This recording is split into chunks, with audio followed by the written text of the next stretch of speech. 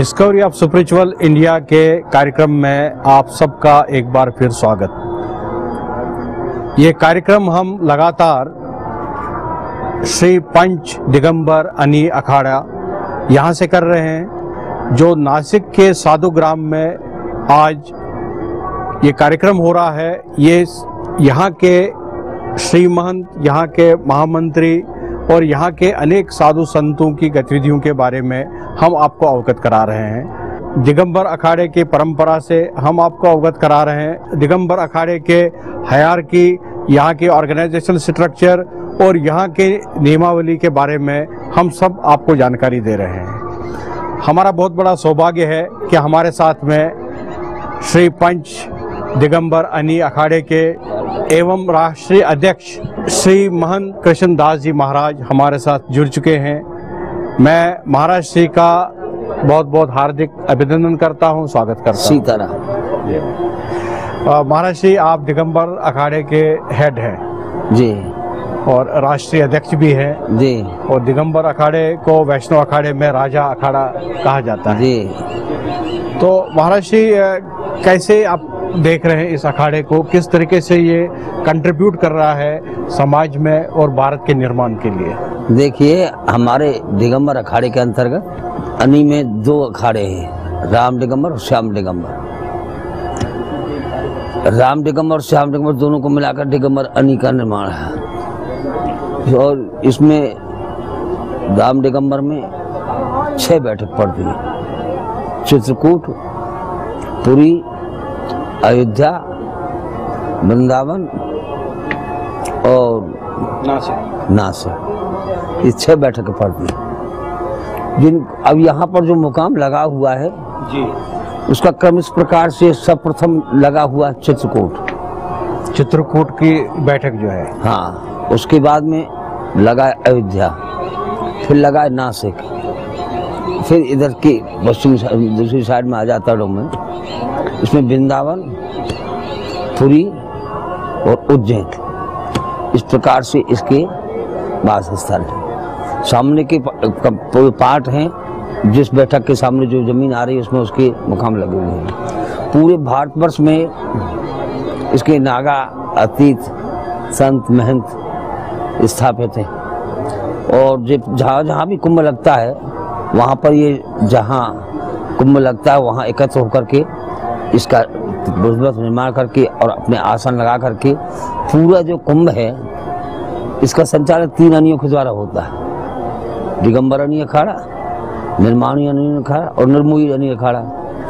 तो दिगंबर जो अखाड़ा है इसमें सबसे ज़्यादा अधिक संतों की संख्या है। कितनी संख्या होगी? यहाँ जो खालसा लगे हुए हैं, मुकाम लगे हुए हैं, ये कुल मिलाकर के अखाड़ों को छोड़ करके कुल मिलाकर के 700 के करीब बैठते हैं लगे हुए मुकाम संतों। उनमें से 400 के करीब खालसा जो है दिगंबर के नहीं समझे, और करीब 150 खालसा निर्मोही के और 70 खालसा निर्माणी के। इस प्रकार से खालसाओं का डिस्ट्रीब्यूशन। ये बसावट आप यहाँ देख रहे हैं, मध्य में ठाकुर जी का मंदिर है, 3 बैठकें इधर हैं और 3 बैठक इसके हम है। यहाँ से हम जो है 4.5 से 400 खालसाओं का संचालन करते हैं। टोटल कितने साधु होंगे महाराज श्री दिगंबर अखाड़े में पूरे भारत? दिगंबर अखाड़े के भारत में करीब 5-1 हजार साधु बैठेगा। टोटल सब 5,000 साधु। और भारत के बाहर भी आपकी कुछ शाखा है? भारत के बाहर में कोई शाखा भी इस समय स्थापित नहीं है हमारी, क्योंकि नेपाल में है। नेपाल और भारत में, दोनों जगह में। महाराज श्री, जो भगवान रामानंदाचार्य जी थे, उनके जो उद्देश्य थे, उनकी जो टीचिंग्स थी, उसमें आप भारत के लिए क्या संदेश है? देखिए, ऐसा है, उत्थान पतन सृष्टि का नियम है। समय समय पर हमारे सनातन धर्म का पतन भी हुआ है और उत्थान भी हुआ है। जिसमें रामानंद जी का प्रादुर्भाव हुआ था, उनका जन्म हुआ था, उस समय हमारा सनातन धर्म पतन में था। और हम लोगों का संस्कृति से ऐसा मानना है, संतों का सभी का, क्योंकि उन्होंने कर्म ही ऐसा किया था। उनके बचपन से ही चरित्र जो थे अद्भुत थे, जो साधारण मानव से परे थे, और दैव्य शक्ति की अनुभूति उनमें होती थी। क्योंकि अल्पायु में ही ऐसे कार्य कर देना, साथ साथ को पूर्ण रूप में रट लेना, और सब जितने भी सनातन धर्म विरोधी थे उनका सामना करना, और उनको जो है का सनातन धर्म में सम्मिलित करना, उनके लिए मार्गदर्शन दे करके अपने सनातन धर्म की मर्यादा में पालन करने के लिए बाध्य करना, उनको सम्मिलित करना आदि ऐसे जो चरित्र उनके जो देखने में, सुनने में, पढ़ने में आते हैं, साहित्य जो कहता है, उनसे यह हमको प्रतीत होता है कि वो साक्षात भगवान ही प्रकट होकर के सनातन धर्म के उद्धार के लिए अवतार लेकर के आए थे। महाराज जी, आपका तो इतना ज्ञान है, आपने पूरे भारत को देखा है, भारत की परिस्थितियों को देखा है, और आप इतने बड़े अखाड़े को हेड भी करते हैं महाराज जी। तो क्या लग रहा है आपको, भारत में इस वक्त क्या किस तरीके की परिस्थितियां हैं, किस तरीके का माहौल है हिंदुओं के प्रति, हमारे जो मंदिर है, मठ है? देखिए, हमारे धर्म ग्रंथ जो है उनके अनुसार हमारा जो साहित्य धर्म का, सनातन का, वो इस युग के वर्णन में ये कहता है, उनमें ऐसा लिखा है कि इस समय जुआ, शराब, मांस, वैश्यावृत्ति और धन। भागवत हमारा परम धर्म ग्रंथ है, जिसको आजकल ज़्यादा सनातन धर्म के प्रचार के लिए प्रयोग में लेते हैं। दूसरा रामचरितमानस है। इनमें लिखा हुआ है कि जिस समय पर कलयुग का आगमन हुआ था, उस समय पर राजा परीक्षित ने कलयुग का वध करना चाहा, लेकिन वो शरणागत हो गया था। शरणागत को मारना हमारे सनातन धर्म में महापाप माना गया। रामायण में लिखा है कि आय शरण तजनी ताऊ को उठवे पर बदला गए जाओ, या शरणागत को जो तजे निज अनहित अनुमान तीन और पावर पाप में तुम्हें विलोकथान। ऐसी अनुक्तियों के आधार से सनातन धर्म का पालन करने वाले थे महाराज परीक्षित ने, इसलिए उनका वध न किया, और इस पर उन्होंने अपना वास स्थल मांगा कि मुझे रहने के लिए जगह दीजिए।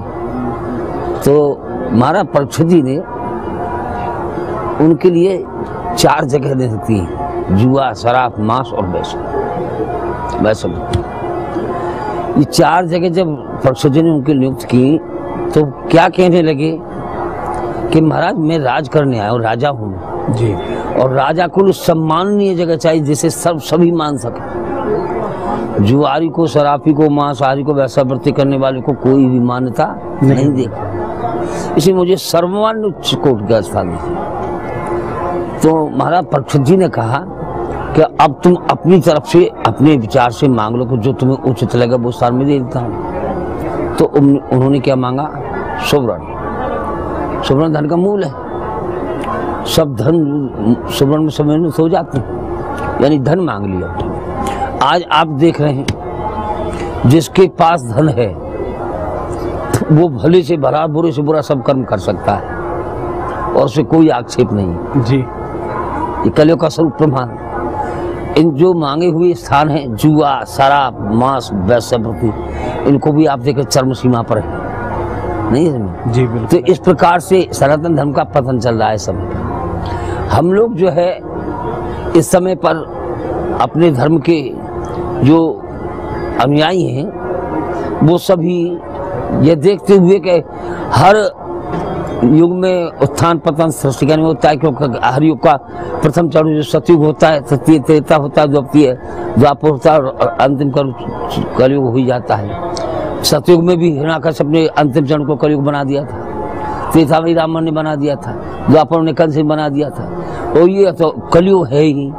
तो इस समय पर जो कलयुग चल रहा है, हम लोग ये समझाने की कोशिश करते हैं कि आप जो है अपने धर्म की रक्षा के लिए इन चीजों का प्रत्याग कीजिए, जुआ, शराब, मांस, वैश्या और लोभ के कदम बोल, इनका प्रचार करने के लिए हम अपने अखाड़े का विशेषण करते हैं। और जो अखाड़े के प्रति कार्य करते हैं, संत समाज को भी हम लेकर के चलते हैं। संत समाज में जहाँ भी मंदिर मठ बने हुए हैं और हमारे अखाड़े के अंतर्गत आते हैं, उन पर रहने वाले संत महंत इस प्रकार के कोई दुष्चरित्र न करें।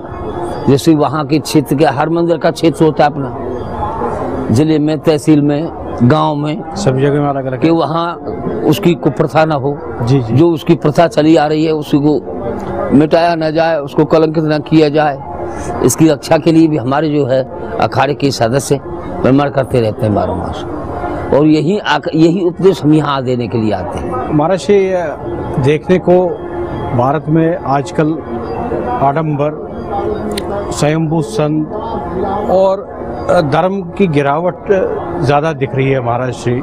ये मैंने आपको बताया ना अभी आपको, ये धन के बल पर व्यक्ति हर प्रकार के दुष्कर्म कर रहा है। तो आपका इशारा इस तरफ है कि जो हमारा धर्म है उसमें भी धन घुस गया है और कमर्शलाइज हो गया है? नहीं, बिल्कुल, आप देख नहीं रहे हो। आज धन के बल पर ही संत की महत्वता है। वास्तविक संत को अब मैं अपने आप से लेता हूँ। मैं, आप देखोगे, मैं ऐसे स्थान पर रहता हूँ जब नमक की डरी साल भर में नहीं आती। जंगल में पड़ा हूँ, 2-2 किलोमीटर, 4-4 किलोमीटर, कोई गांव नहीं है, नहीं में केवल यहाँ आकर के मुझे मोहर लगती है कि राष्ट्रीय अध्यक्ष है। वहाँ को मुझे देखने दर्शन करने नहीं आएगा। क्यों? कि मेरे पास वो आडंबर में नहीं रखता, इसी में नहीं रहता, पर्दे में नहीं रहता, किसी प्रकार किसी बिल्डिंग बना कर नहीं रहता जैसे लोग आकर्षित हों, स्त्री पुरुषों का आवागमन हो। साधारण है, आने वाले के रोटी चाय देना। यानी जिसने धन का आशा लेकर के आडंबर बना रखा है उसकी तरफ जरूर आप हैं। उस प्रकार से जो वास्तविक जो मूल जो तत्व है धर्म का, जिसमें संतोष, शांति, सुख, परोपकार, अहिंसा परमो धर्म आदमी लिखा है, वो सब गुण आजकल बहुत लुप्त हो चुके हैं जी।